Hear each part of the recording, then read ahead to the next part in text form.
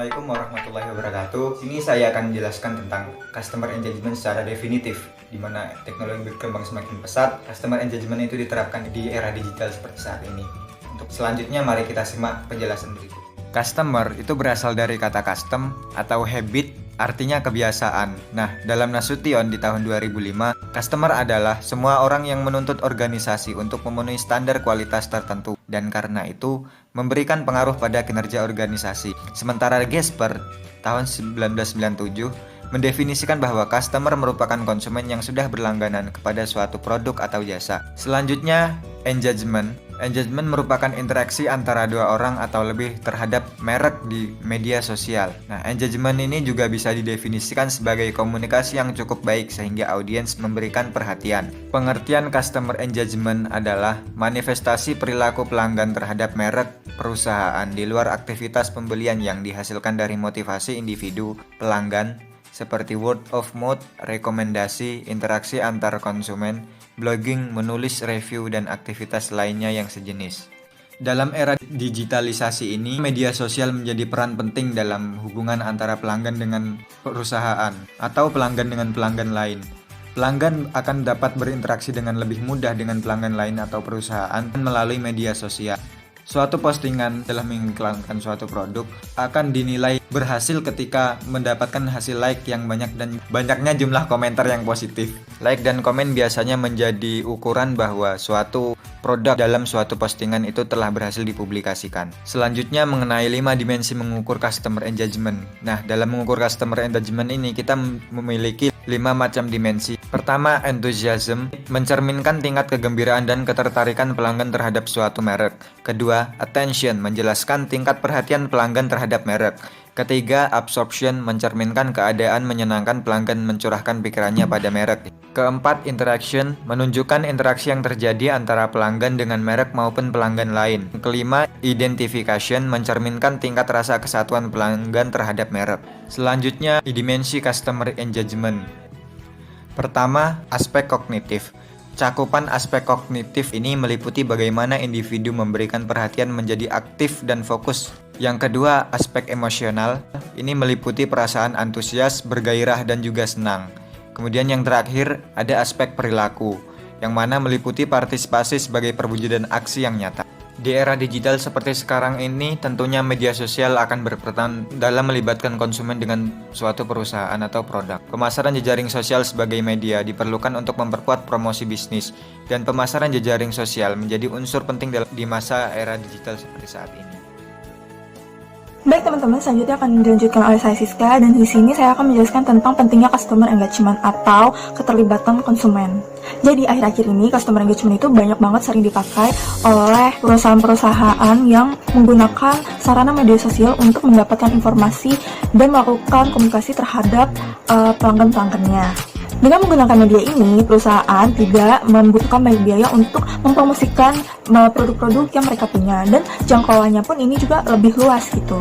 Dan di sini juga kesadaran dalam menjalin hubungan kepada konsumen tuh jadi lebih tinggi gitu dibandingkan tidak menggunakan media sosial. Menurut Philip Kotler, media sosial merupakan sarana bagi konsumen untuk mendapatkan informasi dalam bentuk teks, gambar, video dengan satu sama lain. Dengan bertumbuhnya pemakaian internet dan media sosial, maka interaksi antara pelanggan-pelanggan dan pelanggan perusahaan makin mudah untuk dilakukan. Nah, menurut Florence Tissot, terdapat 7 dimensi customer engagement. Yang pertama itu ada enjoyment-nya, di mana ini tuh menunjukkan kesenangan dan kebahagiaan si konsumen terhadap interaksi dari si perusahaan tersebut dengan si konsumennya.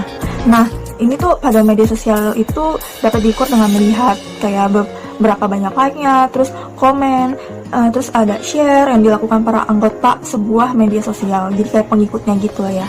Nah, yang kedua adalah enthusiasm, yang dimana ini tuh mencerminkan tingkat ketertarikan konsumen yang antusias dan minat mengenai komunitas merek online tersebut. Jadi pokoknya tuh mereka selalu antusias dengan apa-apa yang diposting oleh si adminnya tersebut.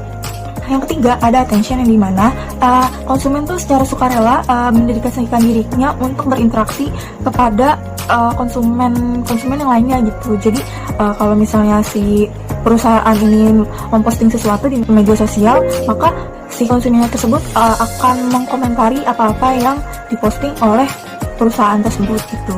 Nah, yang keempat ada absorption, yang dimana ini tuh merupakan ketidakmampuan konsumen untuk melepaskan diri setelah berinteraksi dengan komunitas gitu. Jadi pada media sosial juga waktu yang dihabiskan si konsumen itu hanya berinteraksi gitu dengan member-member yang ada di situ. Jadi tuh kayak misalnya dia bisa selalu bikin review, terus ntar diposting di web tersebut, yang kayak contohnya itu ya Female Daily gitu kan. Nah, yang kelima ada sharing, yang dimana di media sosial ini tuh kita bisa mendapatkan informasi gitu, kayak testimoni yang secara real gitu dari orang-orang gitu. Jadi tidak dibuat-buat, tapi karena itu adalah pengalaman dari orang-orang itu sendiri gitu.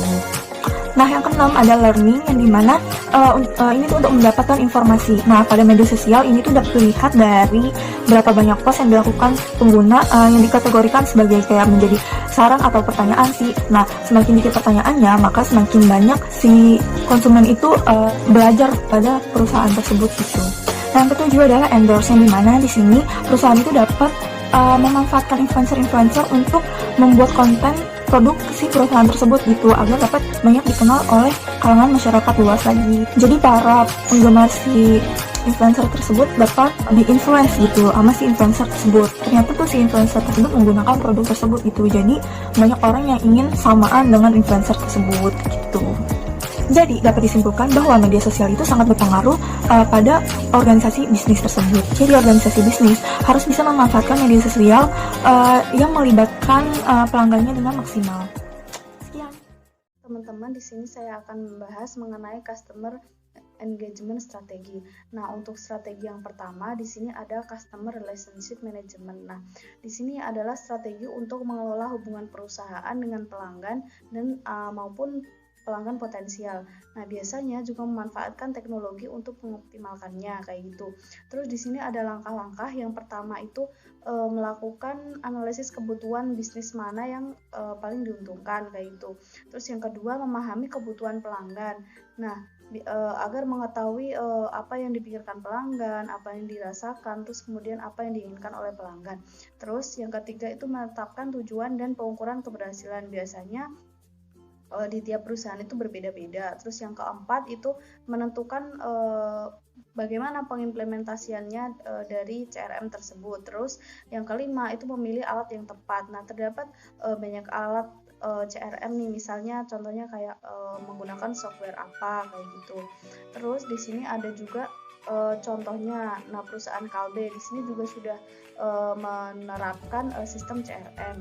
Nah, kemudian untuk strategi yang selanjutnya di sini ada Search Engine Optimization atau SEO. Nah, di sini merupakan praktik mengoptimalkan situs web untuk raih peringkat setinggi mungkin atau paling atas dalam hasil mesin pencari kayak gitu. Jadi agar situs web kita itu ada di paling atas gitu kalau kita lagi cari di Google kayak gitu misalnya. Terus SEO ini dibagi menjadi dua nih strateginya. Yang pertama itu optimalisasi pada halaman yang dicapai dengan membuat perubahan pada HTML kode, konten, terus struktur situs web. Nah, sehingga agar lebih mudah untuk diakses mesin pencari kayak gitu. Terus yang kedua ini ada optimasi of halaman. Nah, umumnya itu difokuskan pada untuk membangun tautan ke situs web kayak gitu. Nah, terus di sini ada strategi selanjutnya yaitu search advertising. Nah, di sini merupakan metode penempatan iklan online di halaman web ya. Nah, biasanya ini tuh ditargetkan berdasarkan kata kunci, demografi, perilaku ataupun minat. Nah, misalnya nih contohnya kita mengetik di Google misalnya novelty spoon. Nah, nanti di bawahnya itu akan muncul iklan. Nah, iklannya itu ada mereknya apa aja, terus harganya berapa, kayak gitu. Ada beberapa macam kayak gitu. Terus ada online advertising. Nah, ini merupakan iklan yang dipasang di internet ya. Nah, di sini tujuannya untuk membangun kesadaran merek, terus menciptakan permintaan, terus menciptakan kepuasan pelanggan juga, dan yang paling utama itu adalah mengarah pada tanggapan langsung dari konsumen ataupun pelanggan. Nah, yang akan menciptakan keterlibatan pelanggan gitu. Nah, terus ada jenis iklan online nih, ada iklan banner. Nah, misalnya kita ada di suatu halaman web, terus di situ ada iklannya kecil kayak gitu, kayak berbentuk banner kayak gitu. Terus ada iklan perantara. Nah, di sini misalnya kita mau masuk ngeklik ke situs web, terus kita mau masuk ke sana, itu ada iklannya dulu nih, ada gambarnya dulu berapa detik kayak gitu. Terus ada pop up dan pop under. Nah, di sini iklan yang muncul di atas ataupun di bawah kayak itu, seperti yang udah kita ketahui ya.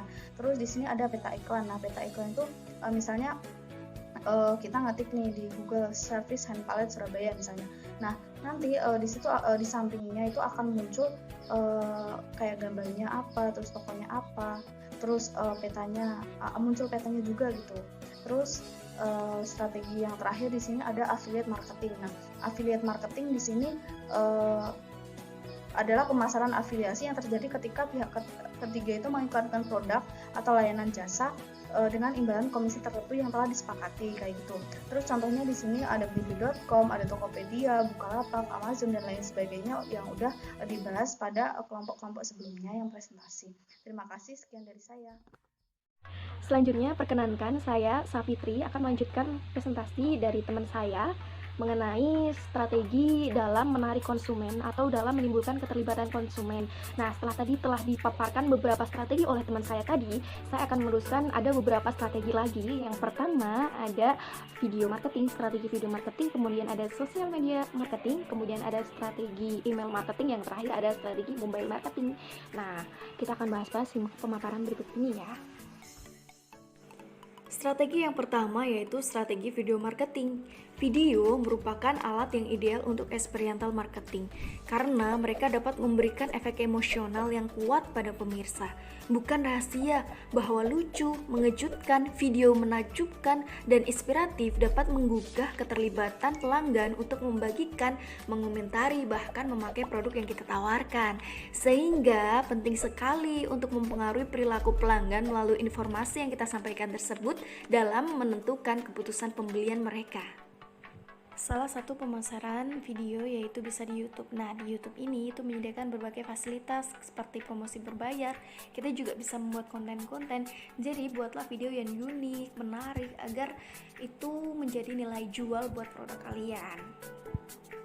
Strategi yang selanjutnya yaitu sosial media strategi. Nah, bisa dilihat ya, ada YouTube, WhatsApp, Facebook, dan lain-lain. Nah, di sini itu bagaimana sih kita bisa menggunakan layanan media sosial dengan baik untuk berbagi konten situs yang menarik dan menghasilkan keterlibatan, membantu untuk meningkatkan peringkat mesin mencari, sehingga di sini dapat menjadi manajemen reputasi, viral marketing dan digital, sehingga bisa menambah reputasi kita dan menambah profit juga, tentunya dengan strategi yang telah kita rencanakan.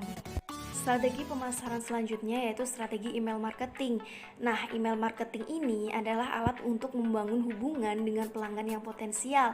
Biasanya nih kalau kita berlangganan dengan Cicil, Tokopedia, kita akan mendapatkan email yang isinya promosi dengan judul yang menarik seperti contoh yang saya contohkan, cita-cita ada undangan melawan corona. Nah, intinya sebenarnya itu promosi, tapi itulah berfungsi untuk memperkuat pesan dan peningkatan respon merek. Nah, biasanya email marketing ini tujuannya itu mendapatkan pelanggan ke situs, biasanya untuk ke situsnya dia untuk mendaftar, membeli atau terlibat untuk promosi produk yang dia komunikasikan lewat email. Strategi selanjutnya yaitu strategi mobile marketing. Mobile marketing adalah pemasaran dengan menggunakan media seluler yang bertujuan untuk mempromosikan barang, ide, atau jasa. Nah, ada beberapa strategi nih. Yang pertama yaitu pemasaran berbasis aplikasi. Nah, di sini tuh biasanya kalau kalian punya aplikasi UC Browser nih, kalian masuk ada Lazada nih. Nah, itu biasanya dengan aplikasi milik pihak ketiga. Terus yang kedua, pemasaran di dalam game. Itu biasanya kalau kalian lagi asik nge-game nih ada iklan. Nah, itu salah satu strategi ini juga. Yang ketiga itu ada pemasaran dengan kode QR. Itu ada batang. Nah, biasanya itu juga promosi, ada banyak produk-produk dengan kode batang. Nah, selanjutnya itu ada pemasaran berdasarkan lokasi. Nah, ini tuh biasanya lokasi tertentu itu akan muncul iklan-iklan berdasarkan lokasi. Nah, seperti itulah. Kemudian pemasaran melalui penelusuran iklan. Nah, biasanya itu kalian buka website ya. Nah, website itu biasanya ada iklan-iklan gitu. Kemudian SMS. Nah, kalau SMS tahu lah ya gimana. Oke, gitu aja. Beberapa cara untuk meningkatkan customer engagement. Nah, yang pertama ada sebarkan review pelanggan melalui media sosial. Review yang positif ini tentu akan membangun kepercayaan kepada calon pelanggan lain untuk membeli atau menggunakan produk dan jasa dari suatu brand atau perusahaan itu. Cara yang kedua adalah Q&A dari brand atau perusahaan di media sosial. Pelanggan yang udah pernah menggunakan produk atau jasanya ini pasti dia akan ikut andil dalam berkomentar maupun dia memberikan review-review. Nah, ketika reviewnya itu positif, seperti halnya yang tadi, maka ia akan menarik calon pelanggan untuk menggunakan atau membeli produk itu. Nah, strategi ini dinamakan customer to customer engagement. Salah satu brand yang pernah menggunakan strategi ini adalah ayam geprek dan susu. Beberapa waktu yang lalu, Rexo ini mengadakan diskon ataupun dia mengeluarkan kupon sebesar 40% untuk menu terbarunya. Dengan adanya hadiah-hadiah ini atau potongan diskon, itu akan membuat pelanggan itu merasa senang dan juga dia akan lebih merasa dekat gitu dengan perusahaannya. Selanjutnya, meningkatkan kepuasan pelanggan. Contohnya di DSM ini dia punya chatbot namanya Aisyah. Nah, chatbot ini bisa digunakan untuk media tanya jawab seputar info dari BSM itu. Jadi kita nggak perlu jauh-jauh ke banknya untuk tanya langsung apa sih produk ataupun jasa yang dipunyai oleh BSM, tapi kita cukup untuk bertanya pada chatbot ini kayak gitu. Nah, itu juga strategi untuk lebih meningkatkan kualitas ataupun meningkatkan layanan yang baik untuk Membangun komunitas pelanggan, contohnya Free People. Free People itu semacam clothing baju gitu kalau nggak salah. Nah, dia ini mempunyai pelanggan setia di mana dia juga berada di komunitas itu. Jadi dia juga kayak memasarkan, ikut memberikan review ataupun memasarkan produknya itu dengan cara word of mouth. Jadi dari perkataan si pelanggan ini juga bisa menarik pelanggan-pelanggan yang lain gitu untuk meningkatkan promosinya. Media sosial untuk mendengarkan pelanggan. Salah satu contohnya yaitu Lenovo. Nah, Lenovo ini menggunakan media sosialnya itu nggak hanya untuk pemasarannya aja, tapi dia juga untuk mendengarkan maupun menerima saran-saran ataupun keluhan dari pelanggannya. Nah, dengan cara ini, Lenovo ini bisa mengetahui tren terbaru dari pelanggan ataupun masyarakat dibandingkan produk atau brand-brand yang lain, terutama brand laptopnya. Nah, sehingga produknya ini lebih relevan gitu dengan kemauan si pelanggannya itu. Membuat ide baru, contohnya Domino's Pizza. Dia ini menawarkan hadiah untuk para pelanggannya yang menciptakan versi pizza mereka sendiri melalui kampanye Domino's Pizza Mogul. Nah, kemudian resepnya ini tuh boleh di-share ataupun diperjualbelikan kepada halayak di media sosial. Nah, dengan adanya kampanye ini, maka pelanggan ini merasa lebih dekat gitu, lebih merasa menjadi bagian dari perusahaan ini. DollarDay, salah satu contoh perusahaan yang melakukan kegiatan amal. Di mana dia ini sering melakukan undian-undian untuk pelanggannya, yang pemenangnya ini mayoritas adalah perusahaan nirlaba. Nah, ketika undian ini selesai, pelanggan ini akan merasakan dia ikut senang gitu, karena dia secara tidak langsung itu ikut beramal juga melalui perusahaan ini. Jadi itu akan melibatkan pelanggan ke dalam perusahaan.